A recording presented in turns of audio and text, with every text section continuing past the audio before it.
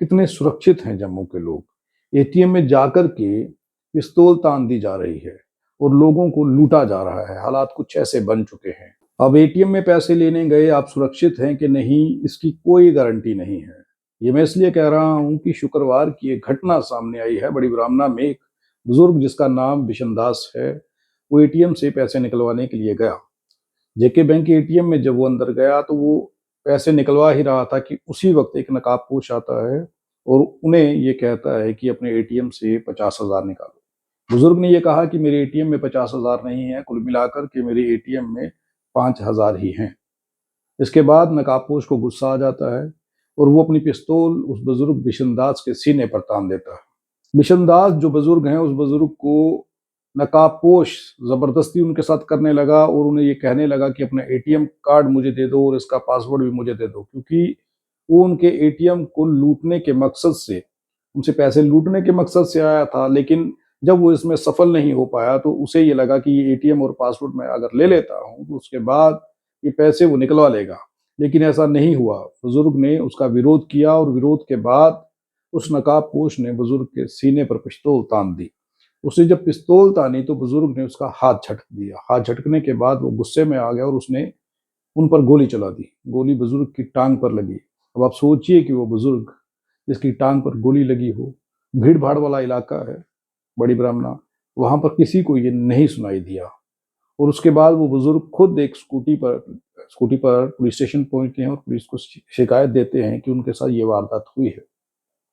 तो पुलिस उसके बाद बिशनदास को हॉस्पिटल ले जाती है। हॉस्पिटल में वो जेरे इलाज हैं, उनका इलाज चल रहा है।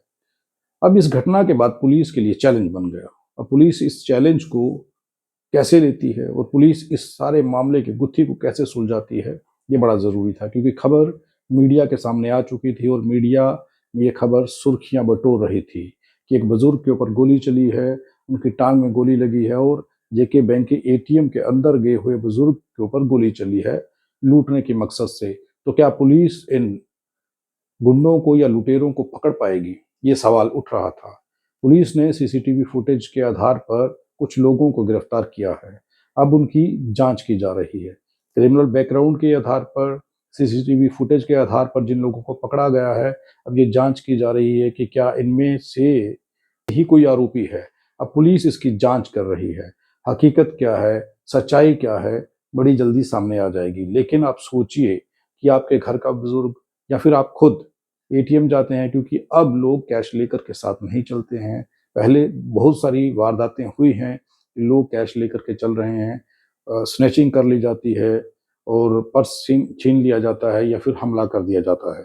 सबसे सेफ तरीका लोगों को अब ये लगता था कि उनके पास एटीएम है, जब पैसे की ज़रूरत होगी तो वो एटीएम में चले जाएंगे। लेकिन अब एटीएम भी सुरक्षित नहीं रहा। जब आप एटीएम में जाएंगे पैसे निकलवाने के लिए, उस वक्त कोई नकाबपोश जब अंदर आ जाएगा और आपके सीने पर पिस्तौल तान देगा, तो सोचिए हालात क्या होंगे। ये तो उस बुजुर्ग की हिम्मत थी कि उसने नकाबपोश के पिस्तौल वाले हाथ को झटका दिया और गोली उनके पांव पर लगी, नहीं तो ये गोली उस बुजुर्ग के सीने पर भी लग सकती थी। तो आप अंदाजा लगाइए कि हालात कैसे बने हुए हैं, कितना चिंताजनक माहौल है, कितने सुरक्षित हैं जम्मू के लोग।